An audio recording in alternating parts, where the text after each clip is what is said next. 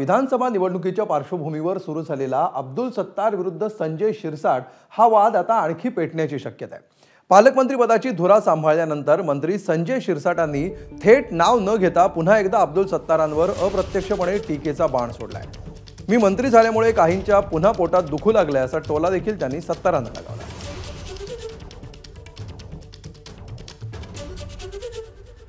काही लोकांच्या पुन्हा पोटात दुखायला लागलं। मेळावा घ्यायचा, वाढदिवस साजरा करायचा, करा ना। आमच्या बापाचं काय चाललंय त्यांना माहित नाहीये। संजय शिरसाट संजय नाव आहे माझं, अरे दूरचं मला कळतं, तुम्ही का माझ्या नादी लागता? कोण येडा माणूस आहे का 40 वर्षाच्या पक्षात काम करतो तो असा तसा दुसऱ्या पक्षात जाईल?